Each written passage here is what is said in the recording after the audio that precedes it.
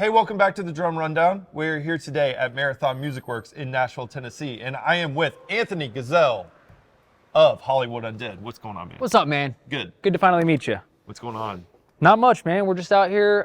We had to move the drums. Dude, we've been pushing through it today. Yeah, we've had an interesting day. Sound checks and then another sound check. We're on the last show of a 27 show run, and everything got pushed back a little bit today. So we're off to the side of the stage, but we wanted to get everything set up and run through what gear I'm using. We're getting it done. It's a long run. It's a long tour. It is, yeah. We're going to push through Yeah. and get it finished Yeah. on this before the wheels fall off the tricycle. Yeah.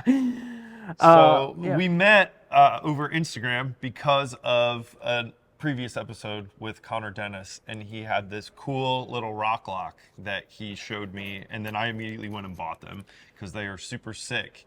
And we were chatting before. My whole thing now is like the final 1%. So Sure. like how can you add like 1% more of efficiency or like dial something in? And these things are like by far the coolest and best solution I've ever seen. I appreciate for that. tuning locks. Talk to me about the whole thing, because Yeah. you invented it, created it, and you said it was one of your best stoned ideas. Yeah, it's true. Yeah, Connor and I go way back. So I was sending Connor prototypes in 2020 or maybe early 21. So we were in the middle of COVID. It was literally December 2020. The world was shut down. It was like not even cool to hang out with your homies. But I have a friend who I grew up with. He builds robots for a living, and he lives in LA now as well.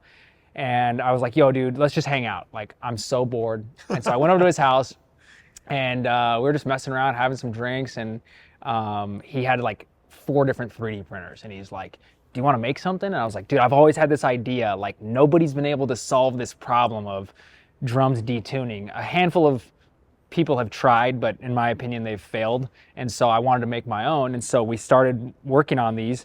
We made the first prototype. They look like this. They're a half moon. You probably can't see from there, but the first prototype actually had a square inside of it because we measured a tension rod, and we drew up a design, and it fit. And I was like, holy shit, like these actually work. And I was like, wait a second. Well, the tension rod has to be like, basically a flat side has to be parallel with the hoop for this to really work. So let's try an 8-point star. Okay, we did that. That worked. I was like, damn, all right, well, let's try a 12-point star. That worked, and we figured that was kind of the threshold of like, it's not going to strip, but it still kind of catches the corners of the tension rod. And I invented them, and I started sending prototypes out to all my friends who were pros, and they all were like, dude, you're onto something here. Like, do it. So made a real business, got a real injection mold, did the thing for real, and we launched a year and a half ago, March of last year. We officially launched March of 2022. And it's been amazing. I feel like a lot of drummers, especially ones who kind of know what they're talking about, love them. Yeah, yeah, it's been. Dude, like I said, when Connor was like, hey, this is the thing, he's like, check it out. And I was like, well, that's absolutely sick. Because, you have like tuning locks before, which is like the little plastic square. Sure. But you nailed it, right? It's like you spend all this time tuning, getting the perfect pitch, getting where you like, and then the tuning peg, you got to turn it an 1/8 of a turn. That's dumb. Right, and also like the classic like lug locks that everybody's been using forever, the little rectangles that are made out of a soft plastic. They also strip out. No, they strip out because it's a circle. You're sticking a square into a circle, and the idea is that circle bends around the square, but the problem is that it strips immediately, first of all. Second of all, they cut your knees. So I have friends with scars. I sent some to Alex Shellnut from A Day to Remember, some prototypes. And his first thing he said to me was, wow, I'm really glad they're rounded because they don't cut my knees. He's short. So I love Alex.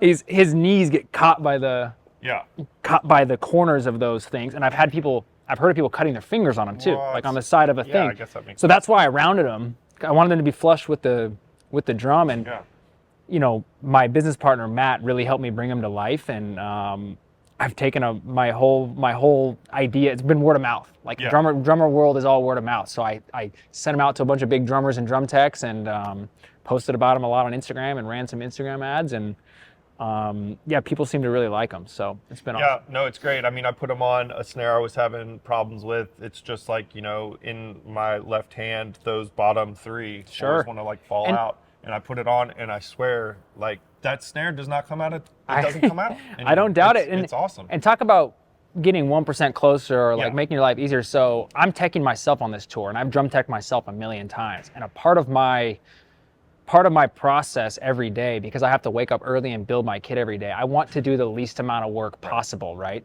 So, I mean, I was already having the trouble of like my drums falling out of tune, especially my snare during sessions or shows. But now it's like, dude, the amount of stories I hear, friends be like, I got home from tour, I tuned my snare one time, or I tuned it twice, or, because if you're not a hard hitter, like let's say you're in a death metal band or something, right? And you're just like kind of tapping your drums for a month.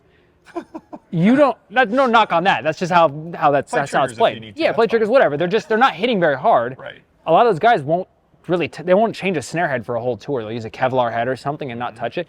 With rock locks, they literally will not touch their snare for an entire tour, which is psycho to me. So for me, it makes my life a little bit easier, but also I don't have to worry about my drums dropping out of tune anymore, which is awesome. Yeah, so. And I want to make sure that we talk about the mechanics of what's happening. So, and this is my experience too. Sure. The way that it goes, right, is you put this, star thing right on, and then you get tension, and we'll get it in the overhead. You can kind of, right up against the hoop. So it's just like, it's there in any position, and I love the fine tune nuance that you get out of it. It's like you can get a little micro thing, which is and also, I think what's making it work. Yeah, I think like lefty loosey, righty tighty, right? When you're hitting a drum really hard, and here's a misconception. A common misconception is, if you play really nice drums, they won't go out of tune. Wrong. Anybody with a brain knows. Like the Black Beauty is one of the most recorded drums of all time. There is no drum that falls out of tune faster than a Black Beauty. Okay, so there you go. There is a very, very, very fine line between rock locks working and not working. That's why I had to make two sizes. There's the 49s and the 53s. The 49s, it stands for 4.9 millimeters. That's the size of the top of the tension rod. 53s is 5.3 millimeters, right? And the reason I'm telling you this is because that's a 0.4 millimeter difference. We're talking hairs. Yeah. And the reason it was so hard to nail is because it has to be loose enough that you can get it on the tension rod, but tight enough that it stays on the tension rod when you're smashing the drum. And in my opinion, I think that's why nobody had really figured out a good option. There's people who have to use rubber bands to hold things down. I'm not going to name the brand, but there's other options that are just, they're not as good. Right, so. and you want it to be, no pun intended, a turnkey solution. Sure, this exactly. This is the keeping the key from turning. Yeah. It's super smart. It's super great. And appreciate it, man. Thank you. Yeah, man. Spread the love. Spread the love. Rock lock. I bought them. You did, yeah. And I wish I would have met you ahead of time because you're going to send me some. I'm still going to send you some. Don't worry. Awesome. So it's on this DW kit, and you have a crazy story of how you got this. Yeah. So I don't have a drum endorsement. I'm endorsed by Zildjian and Firth, and of course I invented rock locks. But I got this kit off of Craigslist in 2017. I was looking for a 24, 13, 16 collector's kit. I found this guy who had a stack of drums sitting in a corner. He said for 13 years unplayed. This kit's from 99. It's from 1999. I believe, if I'm correct, DW was using Keller shells back then. Yeah, okay. And this kit sounds really good. It sounds, in my opinion, a lot better than modern collector's drums. It sounds amazing. And this is not a 24-inch kick drum, and the reason that is because his stack of drums had a 24, 22, so two different size kicks, a 16, a 14, a 13, and a 12 tom. Very weird custom-built drum kit from 1999. It's a 6-ply maple. It has re-rings. I bought the whole stack of drums for $2,300 and cleaned everything up and replaced screws and did all that stuff. And now I basically have two separate interchangeable kits. So I could, if I ever want to play a 24-inch kick, if I want to throw a 12-inch tom in there or whatever. So that's my rig. This is probably my last tour playing this kit. I have a new kit on the way from Honest Abe. Let's talk about the snare. Yeah, I was going to say that's a perfect. Okay, so this I'm going to pull this off because I want to really do this snare justice. Honest Abe Instrument Company. Okay, they're from Tulsa, Oklahoma. It's this guy named Paul Odom. He builds these drums by hand. He machines these lugs, each one by hand by himself. He says that's the most laborious part of the whole process. This guy has 4 generations of metal working in his family, and he buys sheets of metal. This is a 2.4 millimeter brass with a smoke finish. That's all that is. Beautiful. This is a brass snare. He bends them, rolls them, rivets them together, so they're rolled shells. And I'm obsessed. I found this brand on Instagram because one of my buddies bought a snare and it sounded insane. So I got one from him immediately. And I actually gave him a couple like things like I would change this, I would change that, like on this snare, because I actually got to meet him on this tour. We went through Tulsa, and he built this snare, and he came out, and he's like, I want you to play this snare tonight, and I bought it from him on the spot. Yeah. So it's got a trick throw off. I mean, it is just the most 40 strand wires, thick boys, but it's an undeniable snare drum. This is an absolutely outrageous drum. Every single show on this tour and on last tour, because last tour I was playing the first snare he made me, I took it to Europe. Dude, I swear, everywhere we went, there was people standing side stage, not just drummers, random guys in other bands, guitar players, all kinds of people like, holy shit, bro, that snare sounds like a gunshot. It's unbelievable. Nice. And I'm just blown away. And so a bunch of my friends are starting to buy these snares, and I'm getting a whole kit built by him, but the kit's gonna be aluminum. Wow. So 22, 10, 13, 16, and he's a drum tuning freak. It's gonna be cool, man. So what's the weight on it? I don't know. How heavy is it? I don't know. It's not too bad, actually. Because you were talking about flying to it in Europe, so obviously. Sure, no, it's not too bad. Be mindful of yeah, it, sure, it's not too bad. Most. I mean, it's heavy, but it's not that bad. When people think about heavy brass snares, they're typically thinking about the heavy 3 mil right bell brass snares that everybody has a version of those, and those are heavy, and I have some of those. I actually think that this 2.4 millimeter middle ground is really ideal. The drum is not too choked out. It's an 8 lug, right, instead of 10 lug. It's not too choked out. I think a lot of companies put too much hardware on their drums. Yeah. I personally am not a fan of 10? Die-cast hoops. Oh, die-cast. Unless it actually makes the drum sound better for some reason, which that'll happen. But I don't like how they feel. They hurt my wrists. They break sticks faster. And I don't want anything choking the drum extra. If I want to choke the drum, I'll choke the drum. Right. That's kind of how I look at it. So if I want to put some dampening on here, I'll find that way. I would rather have the drum sing and crack and how it sound how I want it. But dude, Paul, who built this drum, such a cool guy. He came to the show. He tuned this during changeover. We pulled the snare off, brought it in the green room, and he tuned it up one last time during changeover, just like by ear.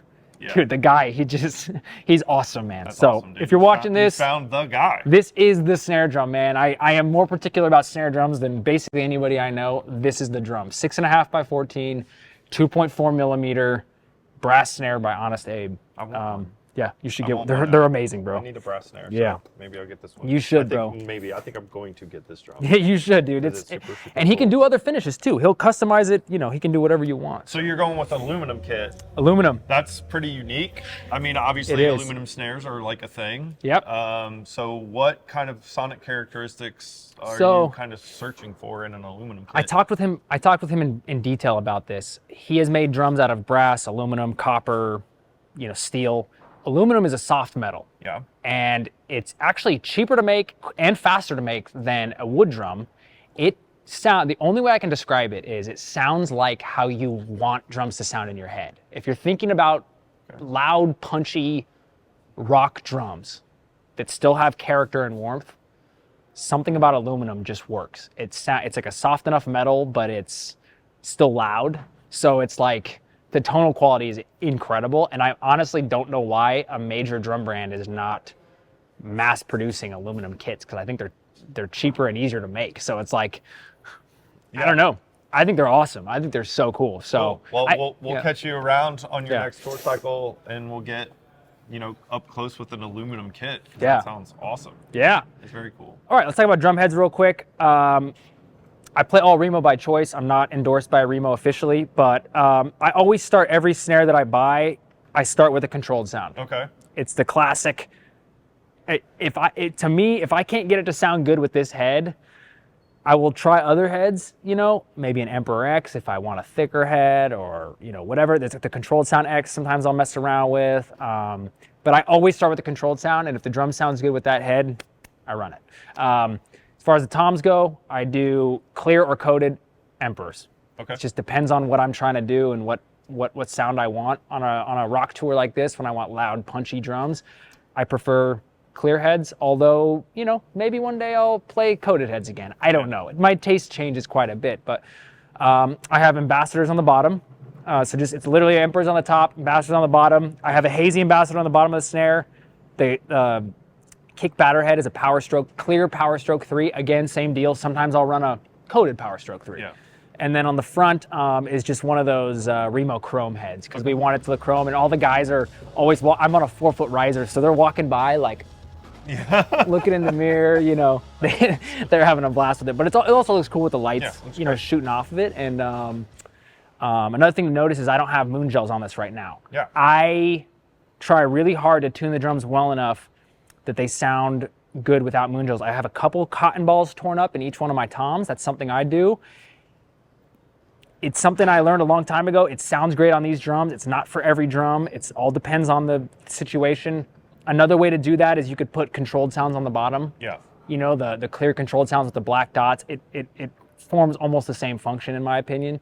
And again, I think for me the thing with like drum tones is like there are no rules. Whatever it takes to make the drum sound great on that day in that room, whatever that is, do it. If it requires 9 moon gels, great. If it requires no moon gels, great. But some rooms, I'm able to tune them and they sound awesome and I can let them sing and front of house loves it because the drums are loud and live and they sound like real goddamn drums. Yeah, and it depends on what you want, right? Like, do you want a big open thing where you're letting all of the resonance of the drum happen, or are you playing a dead kit and you're just going to throw like a quesadilla on there anyway, right? True. Which I just bought a bunch of those because I'm going to the studio and that's what I want. Again, Dead kit, so. again, it's all situational based. I'm just a big fan of opening for rock music, for loud music. You got so many guitars going, all this shit going on. It's like, let the drums sing, man. Yeah. Let them run. So. Cool. And then cymbals. Cymbals. All right. I'm a Zildjian guy, as talked about before, and I want to give a shout, before I say anything, I want to give a special shout out to Eric and Marissa over there. Eric is the best AR that in the game. He is the best, and I've been on Zildjian since 2017. This guy has hooked me up countless times. The other day, I don't break cymbals that often, actually. I used to break them a lot more. I've awkwardly broken 4 cymbals in the last 2 weeks. And I emailed him the other day and I was like, I emailed him on the 14th and I said, hey bro, I'm so sorry. Can you please send me 4 swaps to get to this venue on the 17th? I show up to the venue on the 17th, 4 cymbals are waiting for me. Let's talk about them. So start with the hi-hats first. These are K-Lights. I've been using K-Lights for a long time, 15-inch K-Lights. I'm obsessed with them. They sound great closed, sound great open. I'm always open to trying new things, but this has been tried and true for many tours, and I just love what they do. This is one of the new 20-inch paper thin crashes, so I am obsessed with these new paper thin crashes. I'm running a 20 and a 21, so these are 2 of the new ones he just sent me. I have a 20-inch A custom. The reason I have an A custom over here, it sounds so much different than these 2 cymbals, and I like to, sometimes for certain parts, I'll come over here during a bridge or during a whatever, get a totally different tone out of this drum or out of this cymbal.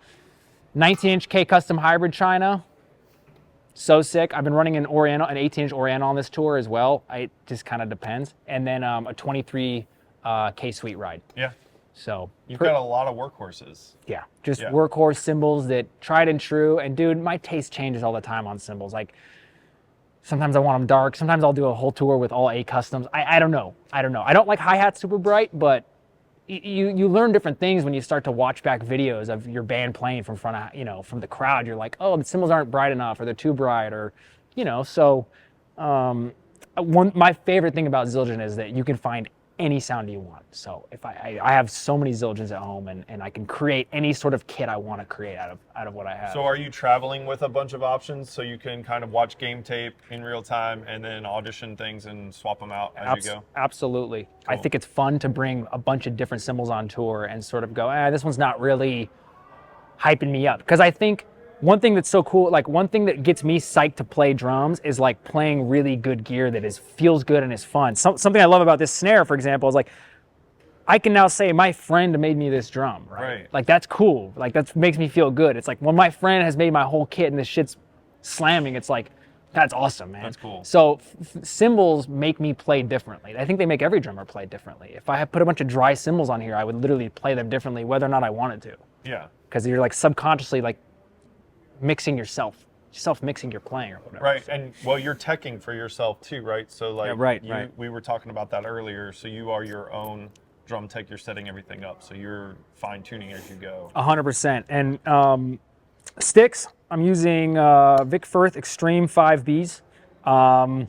I've used many sticks over the years. I was on the 5B train because of Connor. Connor got me on the 5B train again. We were both using big stupid sticks, and we're like, this is dumb. We're breaking shit and denting our heads all the time. So I saw him playing smaller sticks one day, and I was like, what are you rocking, bro? He's like 5Bs. I was like, all right. Well, I was ripping 5Bs for a while, but then I wanted the extra length because I don't have to swing as hard. Get a little more power out of them. Because I'm not doing anything super technical during this set, so it's like I just want big, powerful strokes. Pause. Yeah, exactly. Pause. Yeah, dude, I'm on Extreme 8Ds. I don't know. There you go. I don't know what it is about that extra half an inch, but you know, there's awesome. Is it half an inch? It might be 3/4 of an inch. Some sort of something joke like that. in there. Yeah, exactly. But we've talked about it a lot. It's like it throws the weight differently. It kind of eases up on fatigue. I don't know. It does something to just even body tension and stuff. 100%. Yeah, it's just great. So. And I have all 9,000 hardware. So I've had 9,000 hardware for a long time. It's just, again, it's tried and true. Last thing I want to do is talk about these hooves. It's my favorite invention other than rock locks. There's Velcro on the bottom. It's made by JK Drum Systems out in the Netherlands. And you Velcro it to your carpet. It holds all your cymbal stands in place. No more sandbags. No more BS. And the reason I'm yelling is because they just started meet and greet. And there's nothing we can do about it, so we're gonna have to end the interview. So what's important is to talk about. Whatever. I'm gonna hit you up on Instagram. We'll just talk about it, and we'll do a separate video. Follow us on Instagram, TikTok, like and subscribe to YouTube. This is Drum Rundown. This is absolute chaos. It's how it goes sometimes. It's how it goes. Anthony Ghazel. Appreciate you, bro. Dude. Thank you We'll so talk much. soon. All right, Sounds good, man. See you guys Thank on you the guys. next one.